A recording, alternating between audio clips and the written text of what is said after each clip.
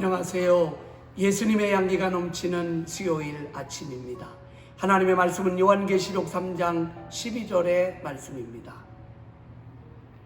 이기는 자는 내 하나님의 성전의 기둥이 되게 하리니 그가 결코 다시는 나가지 아니하리라. 내가 하나님의 이름과 하나님의 성 곧 하늘에서 내 하나님께로부터 내려오는 새 예루살렘의 이름과 나의 새 이름을 그 위에 기록하리라.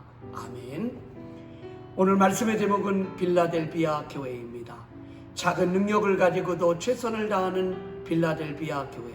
예수님께서 빌라델비아 교회를 칭찬하시는 8절의 말씀에 보면 볼지어다 내가 내 앞에 열린 문을 두었으되 능히 닫을 사람이 없으리라.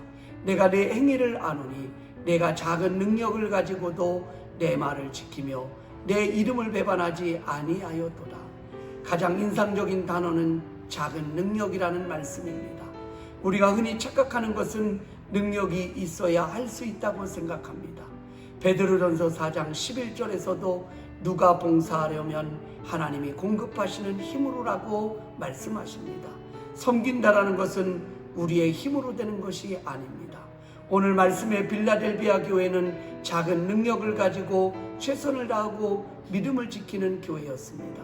우리가 무슨 능력이나 권세를 가지고 섬기는 사람이 되는 것이 아니라 주님의 말씀을 가지고 주님의 마음으로 주님의 사랑으로 섬기며 살아가야 합니다.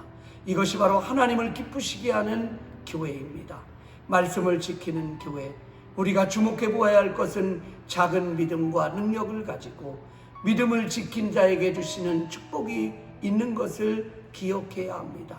시험의 때는 이기는 것보다 견디는 믿음이 더욱 중요합니다. 베드로전서 5장 8절에 보면 근신하라 깨어라 너희 대적 마귀가 우는 사자같이 두루다니며 삼킬 자를 찾나니라고 말씀하셨습니다. 때로 악의 세력이 우리를 덮는 것 같습니다.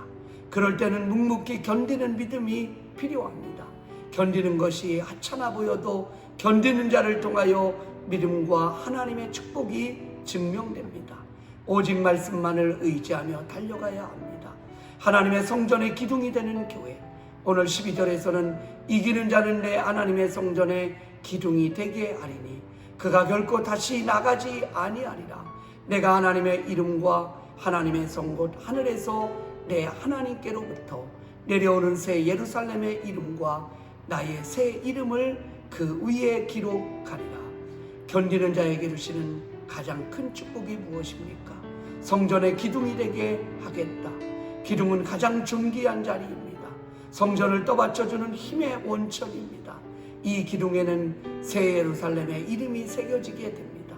새겨진 이름은 모든 사람이 보게 될 것입니다. 영원히 남게 될 것입니다. 가장 작은 자였으나 영원한 나라에서 존귀한 자가 될 것임을 말씀하고 있는 것입니다. 요한계시록은 마지막 때에 주님이 주시는 말씀입니다. 마지막 때에 너희의 신앙을 돌아보고 깨어 있으라는 것입니다. 준비하라고 우리에게 말씀하고 있는 것입니다. 사랑하는 비전의 성도 여러분, 오늘 하루도 영적으로 깨어 하나님을 기쁘시게 하는 복된 한 날이 되기를 간절히 소망합니다. 사랑합니다. 축복합니다.